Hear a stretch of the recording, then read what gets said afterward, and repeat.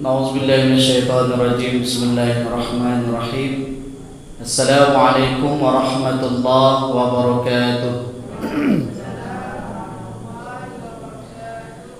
Alhamdulillahi rabbil alamin. Wa bihi nasta'inu ala umuri dunya waddin. Asyhadu an la ilaha illallah wahdahu la syarika lah. Wa asyhadu anna sayyidana Muhammadan abduhu wa rasuluh.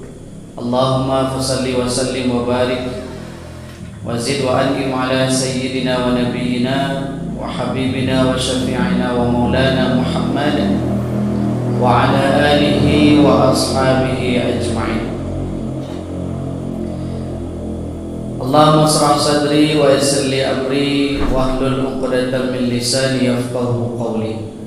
Subhanaka la ilma lana illa ma 'allamtana innaka antal alimul hakim.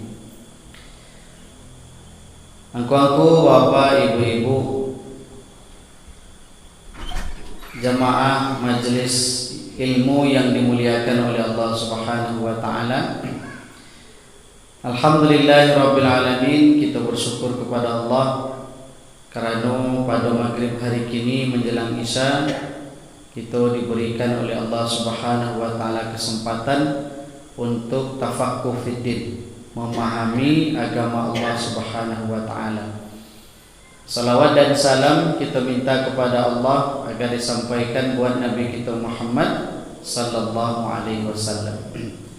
Engkau bapak, ibu-ibu, kaum muslimin yang dimuliakan oleh Allah Subhanahu wa taala. Kajian kita pada hari ini yaitu tentang hal-hal yang berkaitan dengan apa saja yang mesti dilakukan oleh seorang makmum ketika menjadi jamaah dalam solat berjamaah.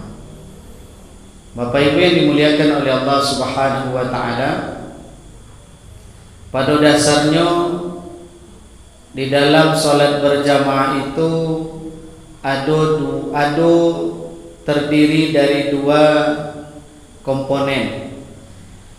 Yang pertama terdiri dari imam, yang kedua terdiri dari makmum. Imam mempunyai standar operasionalnya, itu istilahnya kalau orang kerennya gini Bu. Ada standar yang mesti imam lengkapi sehingga kualifikasi dari imam tersebut bisa dijadikan sebagai imam. Ada syarat berlaku. Kemudian ada juga kewajiban bagi seorang makmum ketika mengikuti imam. Siapa yang harusnya ikuti, kemudian apa yang harus kerjakan ketika menjadi makmum. Maka Bapak Ibu yang dimuliakan oleh Allah Subhanahu wa taala, di dalam kitab fikih dijelaskan bahwa ada hal-hal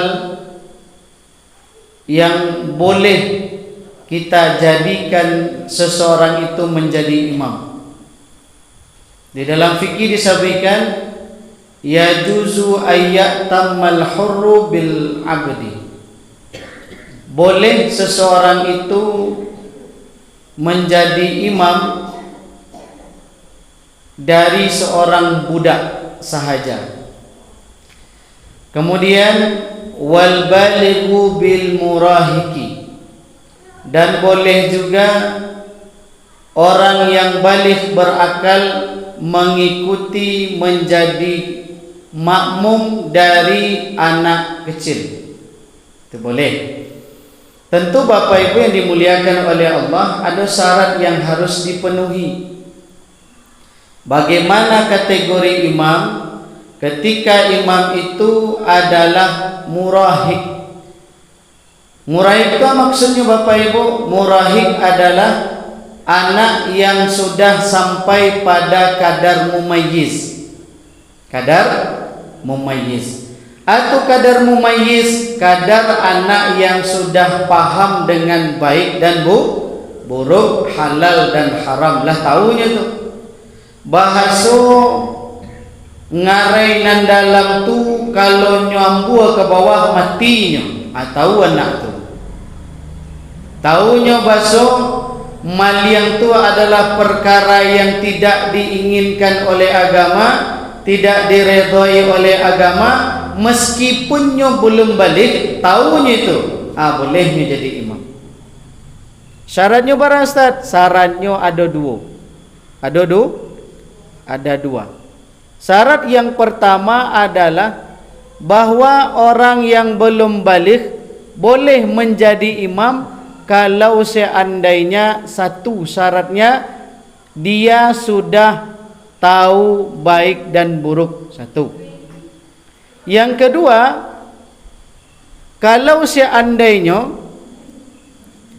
anak yang baru mumayyiz tadi atau yang sudah sampai pada kadar mumayyiz, maka bolehnya Bapak Ibu yang dimuliakan oleh Allah menjadi seorang imam kalau seandainya sudah tahu dengan perkara-perkara di dalam salat.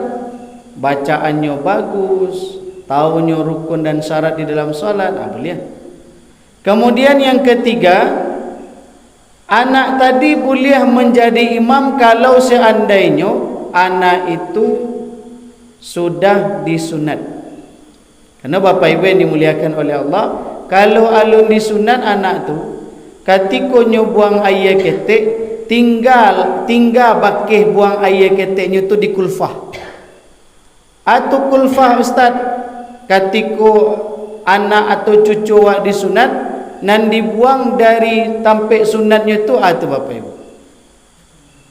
Kan dagingnya tu atau kulitnya yang dibuang, kulit itu namanya kulfah. Jadi kalau seandainya tidak dibuang ketika anak yang mumayyiz tadi belum sunat, makanya tidak boleh jadi imam. Kenapa? Dikhawatirkan di dalam kulfah tersebut masih tinggal najis. Makanya tidak bolehnya jadi imam kalau seandainya alun sunat. Lihat tenang apa kan? Baterainya ada di dalam buku. Kemudian Bapak Ibu yang dimuliakan oleh Allah Subhanahu wa taala, bahwa boleh kata sahabat Nabi sallallahu alaihi wasallam, hadis yang diriwayatkan Imam Bukhari, dari bahwa sesungguhnya Umar bin Salamah radhiyallahu anha kana ya ummu qaumahu, beliau menjadi imam untuk kaumnya. Jadi Umar bin Salamah pernah jadi imam untuk kaumnya. Sudah tu wahwa ibnu sittin, sedangkan inyo adalah seorang anak yang baru berumur 6 tahun, au sab'i sinin, atau baru 7 tahun. Artinya Bapak Ibu yang dimuliakan oleh Allah, boleh kita mengangkat seorang imam dari anak yang sudah mumayyiz, syaratnya berlaku yang 3 tadi. Syaratnya yang tiga tadi. Kemudian Bapak Ibu yang dimuliakan oleh Allah Subhanahu wa taala, dan tidak boleh seseorang itu mengikuti seorang laki-laki tidak boleh menjadi makmum terhadap imam perempuan. Itu tidak boleh. Tidak sah solatnya. Jadi istilahnya la tasihhu, tidak sah. Wala qari'in bi ummi, dan tidak pula orang yang ummi menjadi imam terhadap orang yang lebih qari. Contoh, ada jemaah ko atau makmum ko lebih qari dibandingkan imam yang ada ketika tu. Kemudian majulah imam yang tak qari tadi. Yang lebih afdal, imam yang qari tadi, imam yang tak qari tadi, atau imam yang qari tadi jadi imam Bapak Ibu? Maka imam yang lebih qari. Qari itu maksudnya tu Ustaz, yang qari itu adalah orang yang memahami tentang ilmu qiraat, orang yang memahami tentang ilmu tajwid, orang yang memahami tentang ilmu makhraj, orang yang memahami tentang ilmu sifat huruf, orang yang memahami tentang ilmu-ilmu di dalam salat, orang yang memahami tentang ilmu tentang taharah. Jadi kalau seandainya ada orang yang qari yang model itu, itulah yang berhak menjadi imam. Kemudian Bapak Ibu yang dimuliakan oleh Allah Subhanahu wa taala, lantas kami ustaz, kalau seandainya basobok imam yang dak qari, bacaannya dak fasahah, bacaannya banyak salah menurut kami, boleh ndak kami ustaz tidak sembahyang di masjid?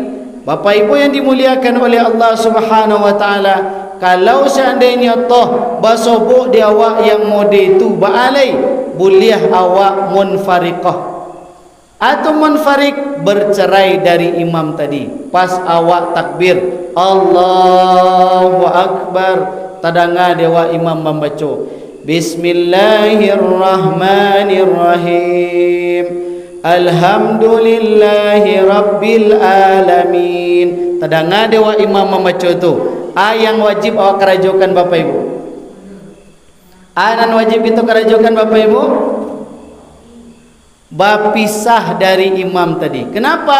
Ketika imam membaca Al-Fatihah salah, maka solat juga tidak sah. Kalau solat tidak sah, berarti solat yang dibawa oleh imam tadi sebagai penanggung dari semua jemaah yang hadir untuk melaksanakan solat, maka ditanggung oleh imam. Kalau solat imam batal, maka solat makmum juga batal. Itu imbasnya Bapak Ibu. Atau kalau seandainya nyojo mengikuti sampai terakhir, sagan awak jo imam, kalau paisen kami ustaz bekuk baalah imam tuhan, nyusurang sen tinggalai. Munfariqah itu Bapak Ibu boleh awak baca dari imam tadi. Atau sekurang-kurangnya niatkan awaklah baca dari imam. Sangajo ambo keluar dari solat berjamaah dengan imam ini. Atau boleh itu Bapak Ibu. Kenapa? Dikhawatirkan solat kita tidak sah. Atau Bapak Ibu jalan yang kedua, ikuti tarawih sampai salam, sudah salam baru ulang solat. Kenapa? Karenalah jalih dia wak bahasa solat tadi batal. Ustaz, kalau solat tadi batal tu kewajiban kami sudah sembahyang, lah kami ulang Ustaz, sudah tu kewajiban ahli Ustaz. Kecen ke imam tu. Kecen kai imam. Pak Imam, sembahyang Pak Imam tadi salah tu Pak Imam. Batu salah. Masa ya Pak Imam membaca Bismillahirrahmanirrahim, Alhamdulillahirabbil alamin.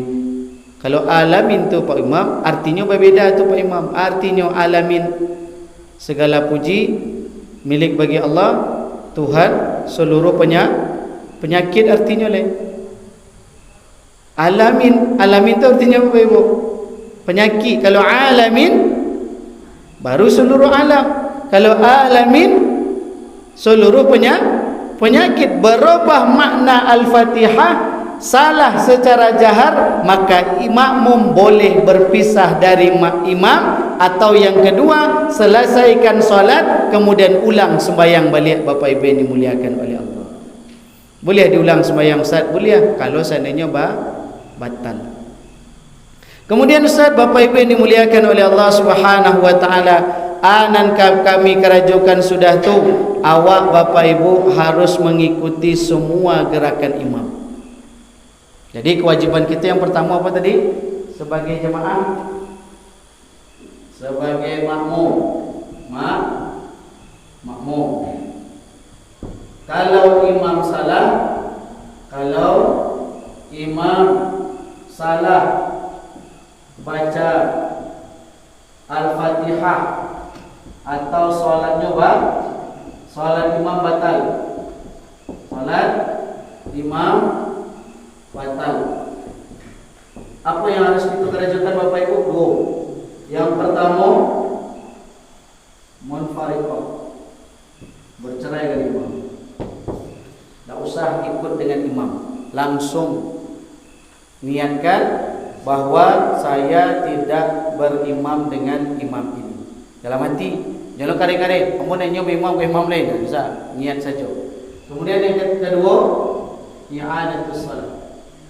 I'adatus Terus salat, ulang sembahyang. Ulang sembahyang. Kalau memang tahu awak masuk solat imam tadi batal. Nah, jadi Bapak Ibu yang dimuliakan oleh Allah Subhanahu, ini karajo makmum. Karajo makmum. Kemudian Bapak Ibu alih karajo makmum. Makmum harus mengikuti apa yang dikerjakan imam. Makmum wajib muwafaqah dengan makmum wajib ikuti imam.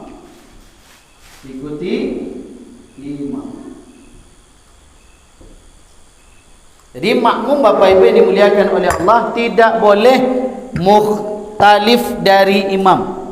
Tidak boleh berlainan geraknya dari imam. Karena kata Nabi sallallahu alaihi wasallam, "Inna ma ju'ilal imamu", sesungguhnya imam itu dijadikan liyutamma bihi, untuk menyempurnakan solat dalam solat berjamaah. Fala takhtalifu alaihi, maka janganlah kalian menyalahi apa yang sudah dikerjakan oleh imam. Artinya indak boleh basalisiah gerak dari imam. Basalisiah gerak tu tidak boleh mendahului imam, tidak boleh pula jauh bana tinggal dari imam. Jadi Bapak Ibu, yang pertama tidak boleh mendahului imam, tidak boleh mendahului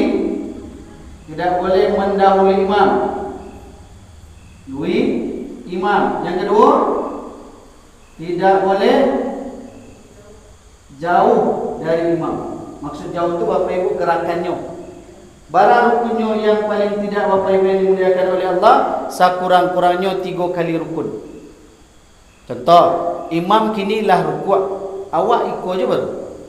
Imam sahaja sembahyang tu, sahaja tu. Kemudian imam sudah itulah sujud, labara rukunnya tinggalkan Bapak Ibu. Labara rukun berselisih dari imam. Bila labara imam jauh darinya, adalah 3. Yang pertama rukuk, yang kedua iktidal, dan ketiga sujud. Lah hampir acik lebu. Tagak lah ampik jadinya. Kalau ampik batal.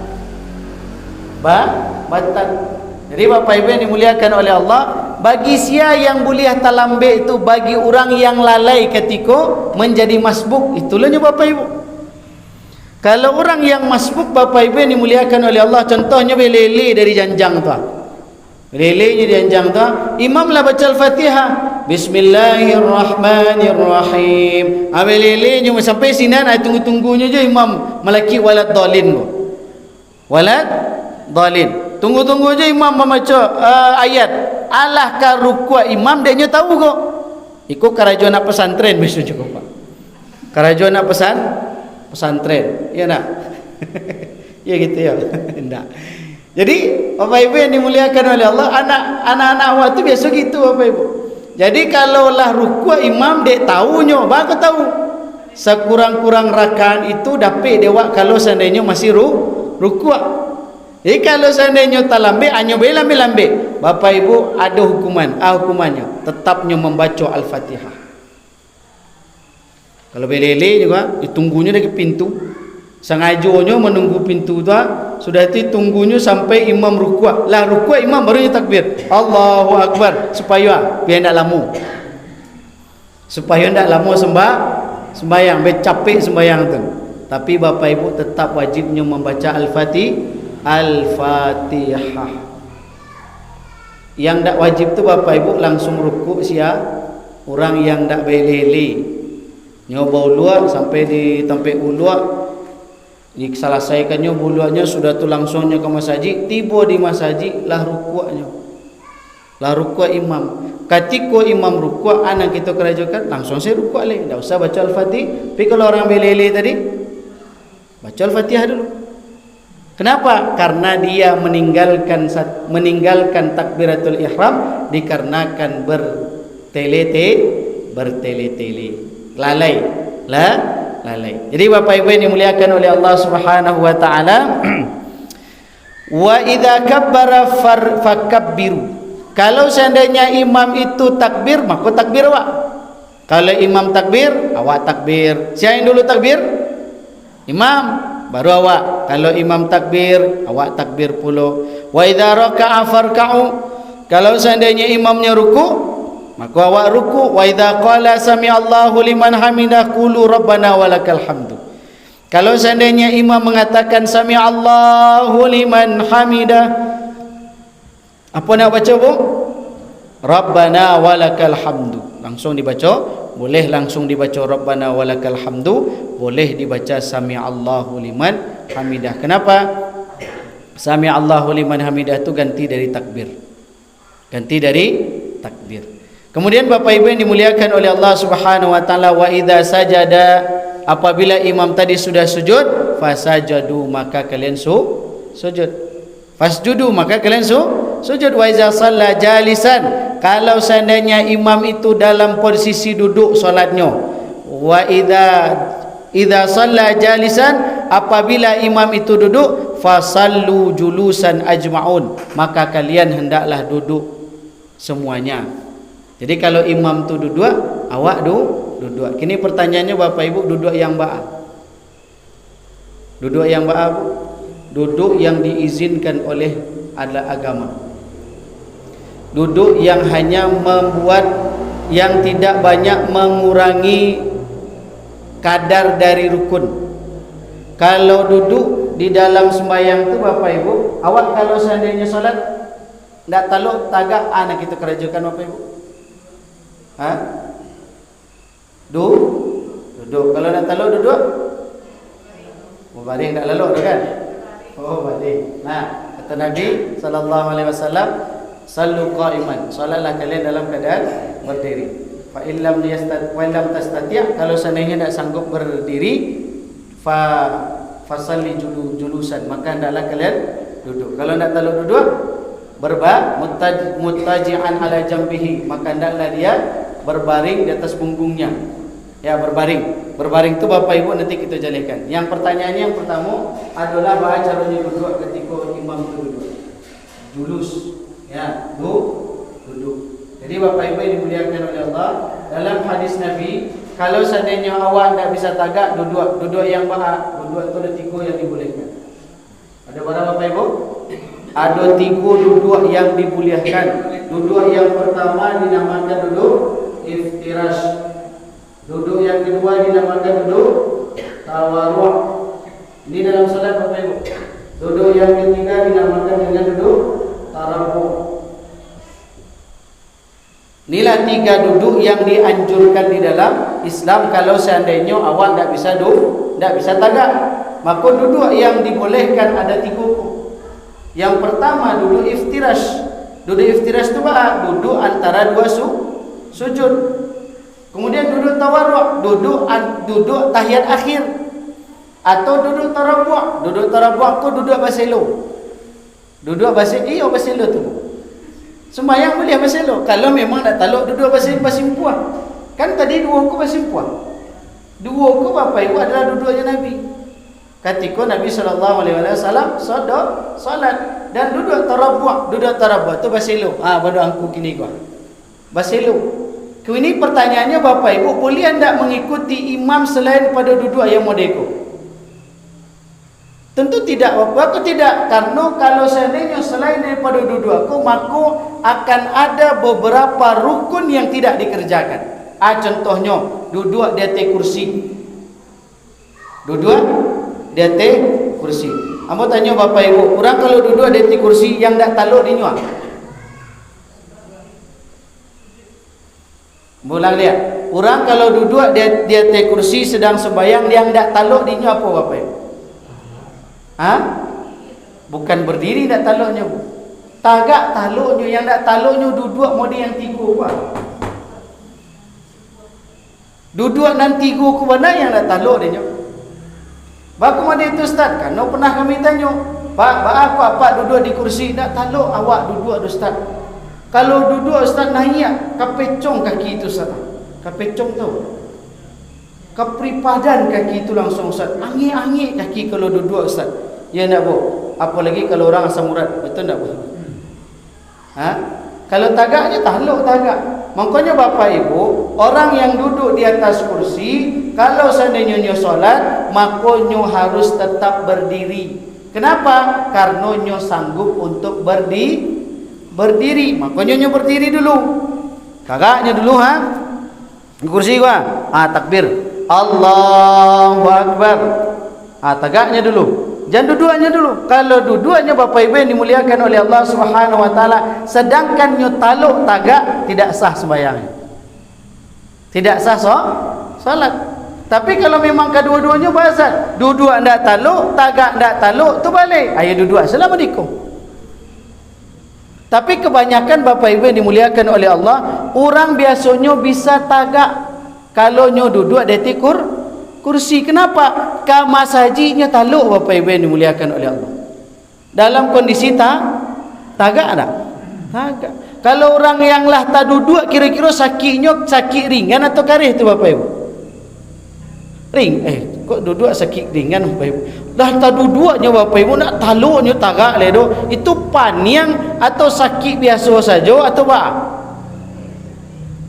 Sakit karih itu. Tapi kalau seandainya bisa aja tagak Bapak Ibu, bisa tagak modeko, ndak paniang ke kepalanya tagak Bapak Ibu, tapi nyoba duduk, ndak sah sembahyang. Ayo Bu. Kan itu Ustaz, awak tagak tak kau tapi sujud ndak bisa. Itu permasalahannya Bapak Ibu. Itu permasalahannya. Dalam fikih manapun Bapak Ibu akan cari, tidak akan basobok, tidak adu dalam sembahyang dak pakai sujud. Kalau Bapak Ibu salatnya dalam keadaan duduk nanti gogo, yang dak adu apa tu Bapak Ibu? Yang dak adu Bapak Ibu? Yang dak adu?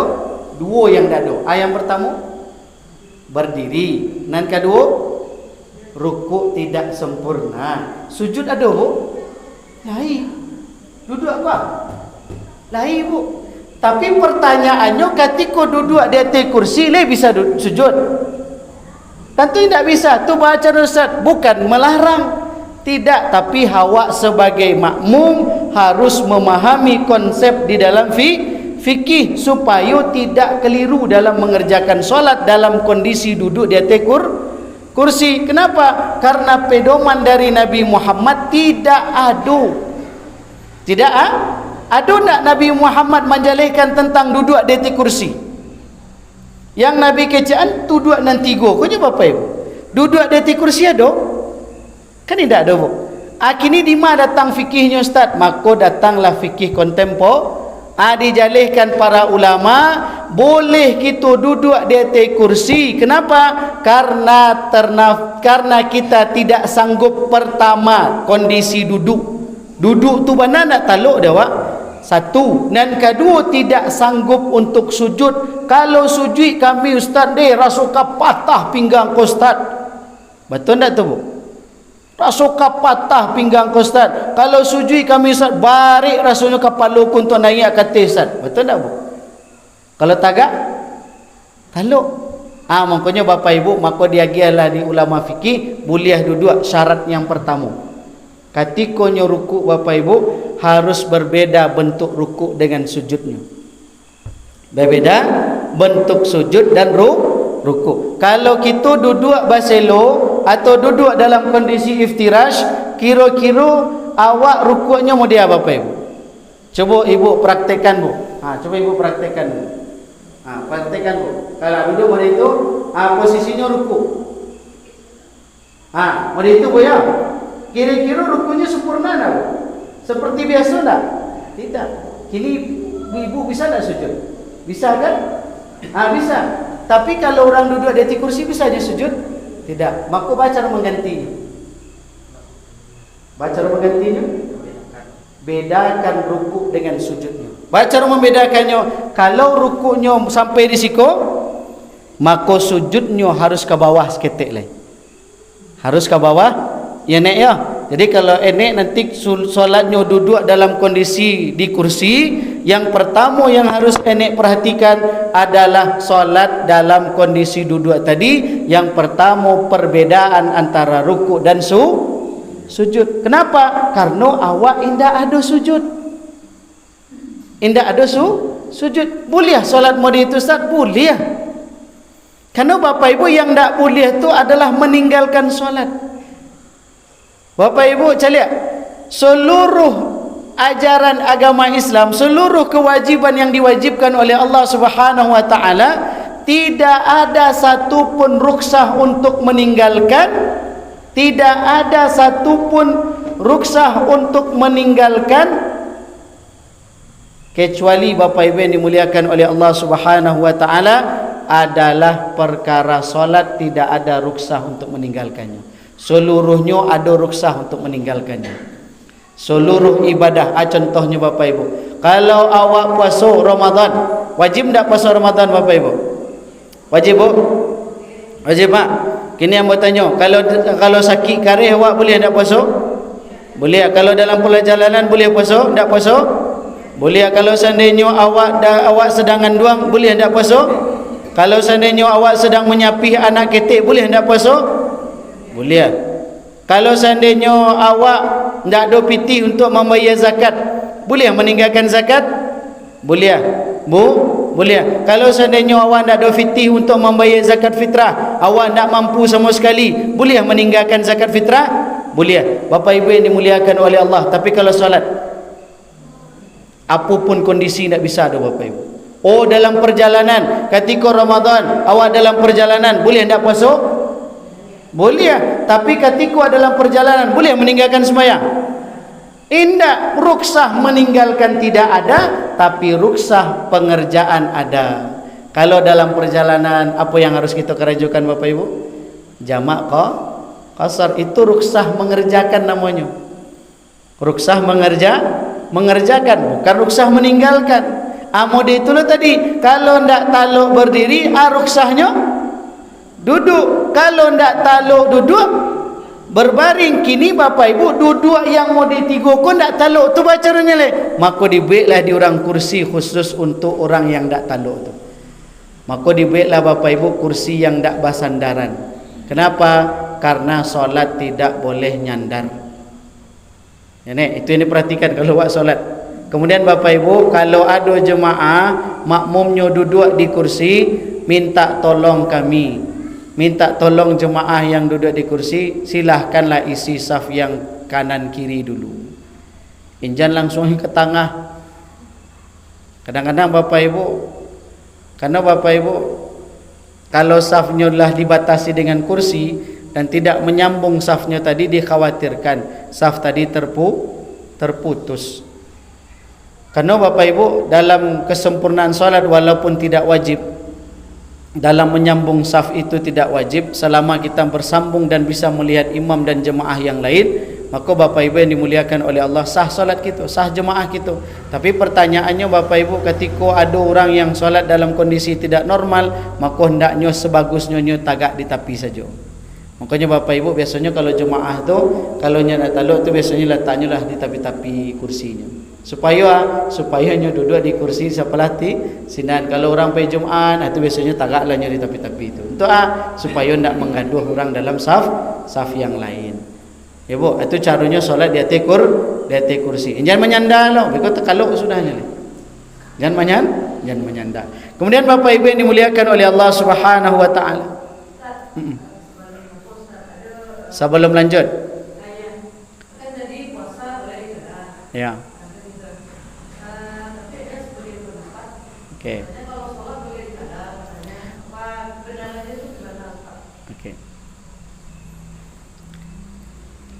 Bapak Ibu yang dimuliakan oleh Allah Subhanahu wa taala, kalau tertinggal solat, tertinggal, bukan ditinggalkan Bu ya, tertinggal solat. Kalau seandainya tertinggal solat, maka tertinggal itu, kalau awak masih di dalam waktu solat, langsung kerjakan. Tapi kalaulah di luar waktu, maka wajib qada. Wajib. Itu yang tertinggal Bu ya. Karena kata Nabi, man taraka salah muta'ammidan faqad kafar. Siapa yang meninggalkan solat, maka dia kufur. Nah, kemudian Bapak Ibu, bagaimana dengan orang yang meninggalkan solat? meninggalkan salat. Besarkan ada hadis Nabi sallallahu alaihi wasallam yang menyuruh Aisyah radhiyallahu anha, kami diperintah oleh Nabi sallallahu alaihi wasallam biqada'is saum wala biqada'is salah. Kami diperintahkan oleh Nabi untuk mengqada puasa, tidak mengqada. Itu perkaranya apa? Perkara perempuan yang datang bulan. Kalau padusi Bapak Ibu yang masih gadi-gadi, aku masih ada gadi-gadi siku kan, tak ada. Kalau padusi yang ala gadi-gadi Bapak Ibu yang datang bulan rutin setiap bulannya, mahidnya setiap bulan Bapak Ibu, nyo ndak wajib mengqada. Tapi kalau bulan puasa tinggal wajib qada. Itu untuk perempuan yang datang bulan. Bagaimana dengan seorang laki-laki yang sengaja meninggalkan solat? Tanya Bapak Ibu. Bagaimana seorang perempuan yang sengaja meninggalkan solat padahal dia tidak datang bulan? Kalau tadi Bapak Ibu, kalau tertinggal contoh tertinggalnya takaluknya sembahyang subuh, talaluknya sembahyang subuh, talaluk sembahyang subuh itu dia sengaja tidak Bapak Ibu? Tidak, maka wajibnya mengqada. Wajibnya mengqada. Bagaimana dengan orang yang sudah meninggalkan solat dengan sengaja? Maka Bapak Ibu kata Imam Syafi'i, wajibnya mengqada. Bahkan yang lebih parahnya Bapak Ibu dalam kitab I'anatul Talibin dijadikan yang lebih ekstrimnya lagi, tidak boleh dia mengerjakan solat sunat sebelum dia mengqada solat wajib. Kenapa? Karena ilustrasinya seperti ko. Yang wajib saja alunnya bayar dan sunatnya kerajukan. Hutangnya saja sama Allah alun bayar, anan sunatnya kerajukan dulu. Ustaz, kan ada hadis Nabi sallallahu alaihi wasallam bahasa nanti di akhirat kita akan dihitung oleh Allah amalan yang pertama sekali adalah salat. Kalau salatnya sempurna, Allah sempurnakan dirinya. Kalau seandainya salatnya kurang, maka Allah kurang, Allah tahan seluruh amalannya. Kan itu Bapak Ibu. Maka Allah menyuruh kepada malaikat, tolong sempurnakan salat mereka dengan salat sunat. Itu Bapak Ibu, kalau seandainya salat fardunya ada yang kurang sempurna, tetap mengerjakan salat tapi tidak meninggalkan salat. Contoh, nyolah pakai baju Bapak Ibu tapi cabai si kocek.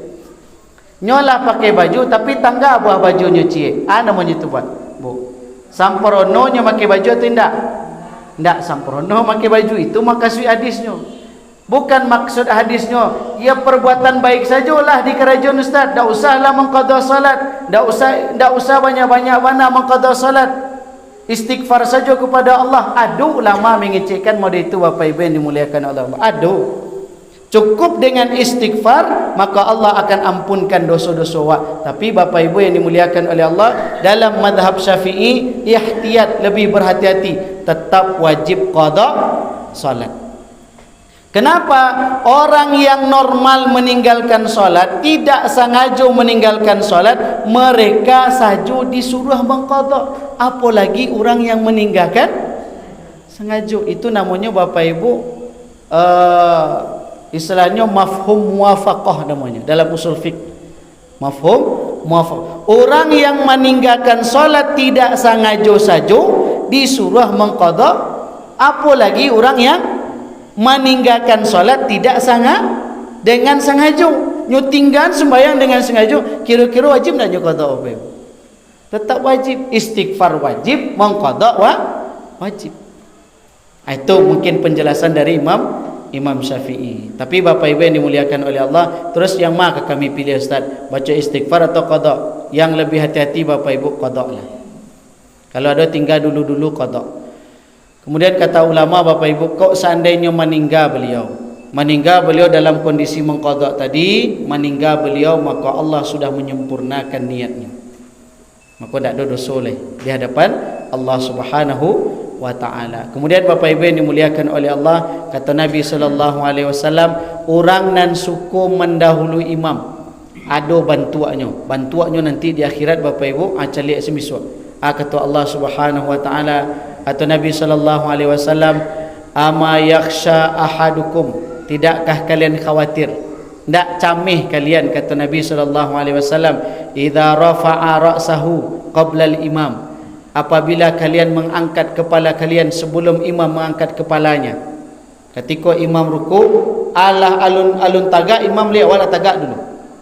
Ndak khawatir kalian, kata Nabi sallallahu alaihi wasallam, ayyuhawilallahu ra'sahu, bahwa Allah akan merubah kepalanya nanti di hari akhirat, ra'sal himar, akan dirubah oleh Allah menjadi kepala keledai.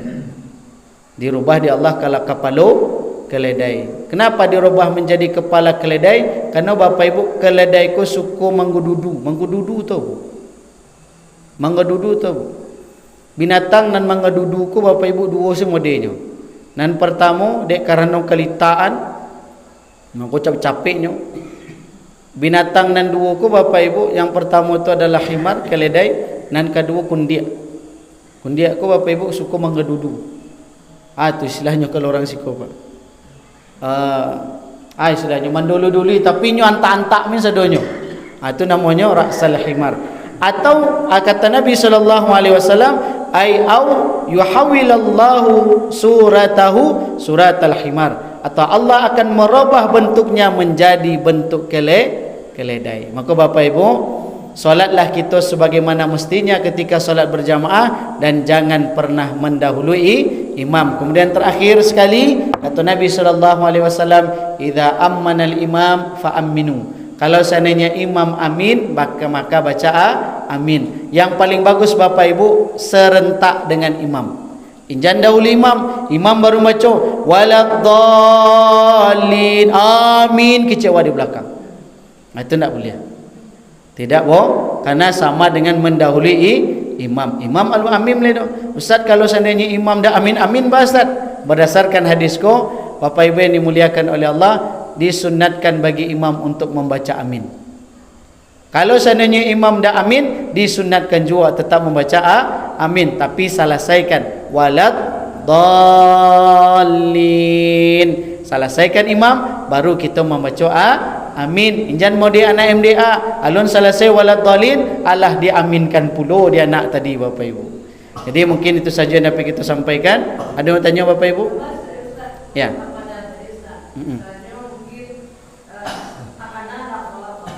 Kemudian tekanannya waktu maghrib, apakah kita langsung dibayar daripada niatnya sholat luar begitu? Takanannya tu dek gara-gara lupa ya.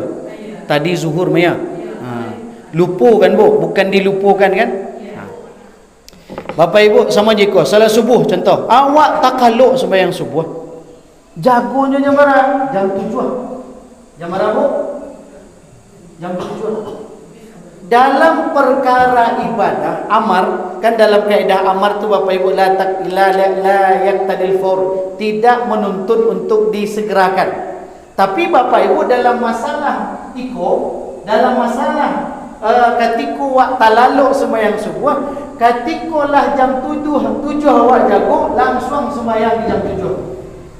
Tapi jangan langsung sembahyang, ambil uduk dulu. Ambil uduk langsung salat. Jangan ditunggu-tunggu dulu. Becah. Nak menyebabkan menunggu-nunggu tu, salah mau menunggu tadi berdosa tu Bapak Ibu. Berdosa. Sama je tadi.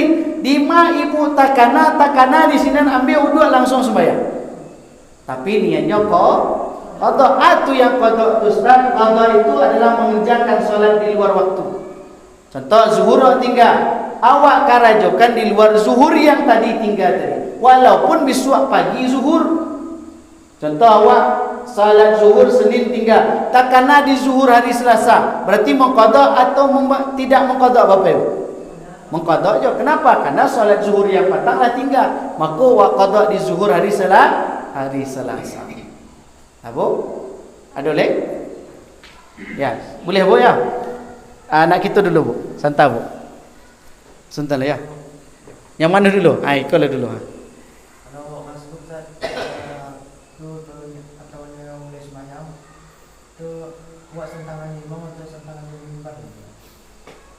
Maksudnya? Ya. Kalau wak masbuk Sudah tu saf pertama lah penuh. Gitu, sudah tu? Okey. Ibu boleh bu. Nanti ibu jawab satu-satu. Ya.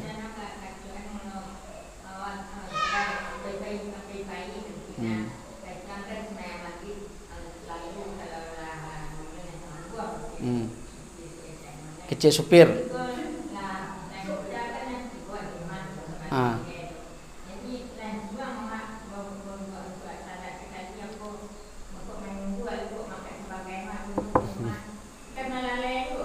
Ya.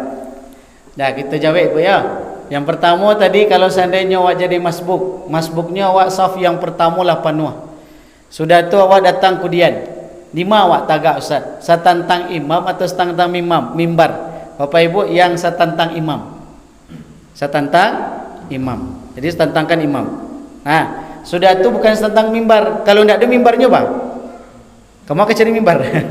Berarti setantang imam.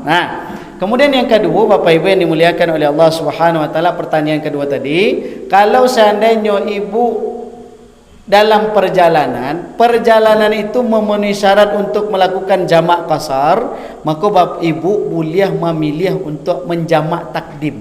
Jamak takhir maksudnya. Jamak takhir. Artinya salat maghrib, kecil supir, awak di rumah salah sembahyang, tapi Bapak Ibu tidak boleh menjamak di rumah. Dulu pernah kita sampaikan dulu nak, tidak boleh menjamak di rumah karena sudah menjadi mukim. Terus di mana boleh menjamak Ustaz? Contoh awak dari Padang, jamaklah nanti di Kota Baru. Sebelum sampai di rumah, jamaklah kau di Masjid Padang luar dulu berhenti. Kalau seandainya tak bisa bahasa, ya terpaksa ibu mengkodok lah. Terpaksa mengkodok. Tapi sampai di rumah, injan makan dulu. Ambil uduk, langsung qadha. Yang kami dulukan Ustaz, sembayang yang ada dulu. Sembayang yang ada, sembayang Isya, baru sembayang maghrib. Tapi Bapak Ibu, dalam hal itu tidak mudah-mudah dong. Jadi pemudah-mudah, mentang-mentang di kecian basuh awak, agamaku mudah, tapi jangan dipersulit. Kalau seandainya bisa membana ke supir tadi, Pak supir barantilah agak sebentar. Kan supir anak awak tu. Nak awak, nak orang. Jadi Bapak Ibu kalau memang tak bisa membana Bapak Ibu, kami pernah mengalami itu ketika ke Solok Selatan dulu, ke Sangir. Apa caranya kalau Sangir Bapak Ibu mau baik, bukan pulang. Jadi mau kecil kau supir, Pak supir tak bisa berhenti. Beko Pak supir tak bisa Ustaz. Beko kalau seandainya berhenti Ustaz, awak ketinggalan lama awak jadinya Ustaz sampai ke Sangir. Karena waktu itu Sangir tu masih buruk jalannya bu. Masih buruk. Tahun 2007 balik masih buruk sangat dulu. Jadi akhirnya berniatlah sengaja ambo jamak menjamakkan maghrib kepada Isya, jamak takhir. Biasalah sampai di rumah, sampai kami nginap, barulah langsung menjamak di sini. Solat Isya dulu, baru solat maghrib. Atau solat maghrib dulu, baru solat Isya. Boleh. Jadi Bapak Ibu yang dimuliakan oleh Allah Subhanahu wa taala. Jadi kalau mengqadha tidak sembarang-sembarang mengqadha. Mengqadha tu Bapak Ibu alternatif terakhir sekali.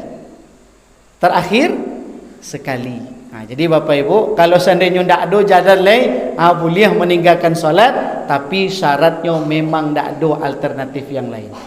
Tapi kalau masih ada juga alternatif yang lain, selesaikan solat. Nah bu, ada tanya bu? Nah itu saja mungkin yang dapat kita sampaikan. Perbanyak maaf. Billahi taufik. Assalamualaikum warahmatullahi wabarakatuh.